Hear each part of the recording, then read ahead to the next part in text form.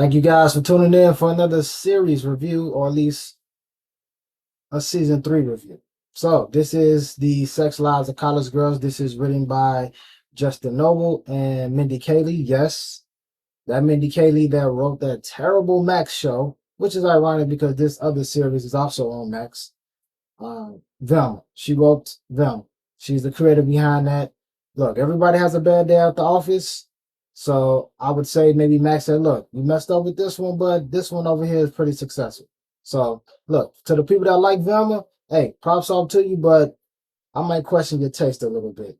But hey, it is subjective at the end of the day. Nevertheless, this follows these four college girls. You have Layden, Whitney, Bella, and Kimberly. So we see them in season 3 because, yes, just a quick reminder, or at least a quick note that this is season 3. So this will be a spoiler. It's spoiler filled. So if you haven't watched it, turn this off, come back to it, but turn it off and eventually come back in. But if you guys don't really care, you just want to get the review out, here it is. So obviously, Layden, the actress that actually plays her, Renee Rapp, she is obviously now she has blown up because of this show. At least I would say this show is one of the reasons why she has gained so much prominence. She's obviously a standout. So we see that eventually she's gonna have to leave the show. And unfortunately, the first 2 episodes, we just kind of wrap up her story. We see her with her girlfriend Alicia and her father. They're coming back from their summer vacation for season what for I guess their junior year of college, and we see her and Alicia is having some little issues because Alicia is supposedly or seemingly hiding stuff from her, but she ends up finding out later that Alicia is actually got a position or she has an internship for some U.S. representative position where she can be interning underneath somebody in high government officials. And so, nevertheless, we see that that causes a friction between her and Layden. But Layden also is now because she's always been great at math, but we see now she's trying to apply to all these different classes, or at least all these different levels of math within the Exeter College, but they just don't have the program that's obviously good enough for her to continue to excel because she has just excelled beyond anything that the courses at Exeter can offer. So she has this dichotomy within herself to try to figure out, do she stay here or does she go with Alicia to Boston and maybe find something that's closer to her, a school that's closer to her, so that she can not only continue their relationship with Alicia, but also advance her math career. And so we also see how that can cause, or how it inevitably causes an issue between her and her 3 roommates. And obviously, Kimberly is now an aspiring public official. She wants to become a part of the office like Whitney's U.S. Senator mom. And we also see Whitney, because at the conclusion of season 2, she pretty much is mad as shit at, excuse my language, she's mad at Kimberly for messing with Kanan and getting busy with him. And we see how that causes a great friction within the entire relationship. She just don't, Whitney just don't even want to be around the whole crew just because of Kimberly. That's usually what happens if you don't have, because I've experienced that myself. You have a friend that you not really in accord with right now, and and you maybe have one or two other friends that you guys all in the group with, but because you guys know that you all usually hang out together, just because you're not feeling that one friend, you just mess up the entire dynamic of all the entire friendship. Because it's just like the other friends in the group are just caught in the middle of like, damn, like I don't really want to choose, but I'm trying to. But hey, they got their own little personal thing, so I'm just gonna hang out with who hang out with me. And if they don't want to hang out, that's fine. Anyway, we see how obviously now Whitney is trying to join a sorority and gain prominence over there with all these sororities, with all her sorority sisters. And we see, how that unravels, how that whole dynamic is. And obviously, Bella herself, she's trying to now become a actual prominent comedian within Access College because obviously the first 2 years she was still kind of under the stewardship of the other ones, but now they have given her the position to look over these younger stewardess or these younger aspiring comedians, and so we see that eventually, you know, she actually meets up with this one English chick who's kind of a hard ass, who's giving her a hard time, at least seemingly in the beginning. I believe her name to be is uh, Arvin or Arvane or Arvid. Anyway, we see how her and Bella's relationship is very confrontational and contrarian in the beginning, and we see, eventually what happens with her backstory.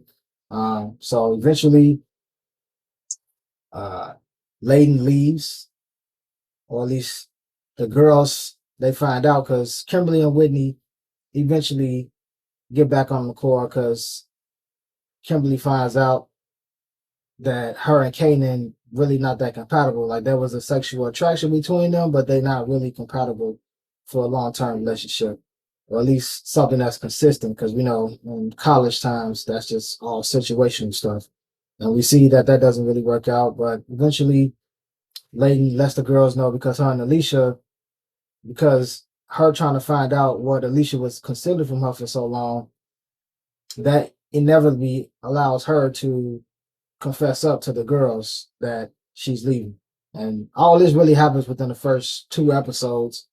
We see what happens with that dynamic. And so those four girls, Layden, Whitney, Bella, and Kimberly, now it's just those three now, just Whitney, Bella, and Kimberly. At least that's what we think. And by the end of the episode, they introduce who is actually my favorite character in this series. Now, she comes in, I believe, at the tail end of the series to just make herself be known. And let me see, her name is, because they got it right here, Casey. So Casey is basically this new girl that comes in from, I think, Duke University. And we see that she is this kind of like suburban pretty girl persona that she has, where she's like, she's very high maidens and she has her boyfriend. And obviously, also, unlike the other girls in the group, she's a virgin, but she's in this long term relationship with this guy that she's been with since, I don't know, I guess third grade. And so we just see that. And we obviously, at first, it's kind of awkward to just insert her.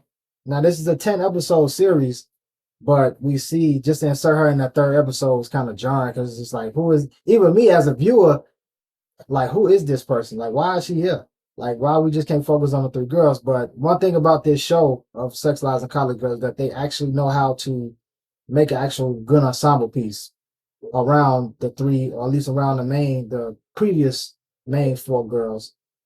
All the cast members around them came in and Jocelyn and uh, Lee, Lila or Leela, and obviously Kanan and then so many others that I can't really name at the moment. But we just basically see what happens with all of them and how this new girl coming into the fold, Casey, and her dynamics and how everything plays out. Eventually, she ends up breaking up with her boyfriend, and yeah, this show just does a great job of just illustrating these different girls and they highlighting all their various aspects of their lives and just how they discover themselves as persons growing up in college. And whether that is them finding their sexual identity, them finding meaning for their lives moving forward beyond just college. And yeah, they just do a great job of illustrating. And yes, it is a comedy. So at the core of it, it is a comedy. It's not that funny, to be honest. It's not that funny because, like I said, the show at times can be very obnoxious and boisterous and they try to be very perverse, or at least I wouldn't say perverse in a negative connotation, but they try to be that, like I said, that 2000s era where everything is raunchy, and they try to be as obscene as possible with that. Actually, now from the first season compared to this season, they've toned it down with the obscenity a lot more. It's now really this show, even though it is clearly centered around these female characters, it is now vividly shown that it is written by people who have a female gaze, because all the guys in here always got their shirt off. They always, the women, every time they see these men that they find hot, they look at them in a sexual way, and we just see just too much man stuff around. That's all I'm saying. Like, make it equal. But nevertheless, we see this show, even though it tries to be this very comedic and funny, raunchy show, at the core of it, it really does have nice little sentiments about it. And it's one of the reasons why I'm still interested in the show, because the comedy is not that most engaging for me personally. I've seen much funnier shows than this. With funny shows that's not even trying to be that funny, or shows that is not predicated on comedy, but they still end up being pretty funny. And nevertheless, we just see this show it carries itself in a good sense. And so I will recommend it for anybody who has not seen it. But if you have seen it, let me know what you guys think about it, because you guys can probably explain things that I did not cover to people who may not be or may be interested in it. And so, yeah, check it out. I will give it this season in particular, I will give it an 8 out of 10, especially with the new introduction of Casey. I think she's a great character, and she fits in well with the rest of the group. Peace.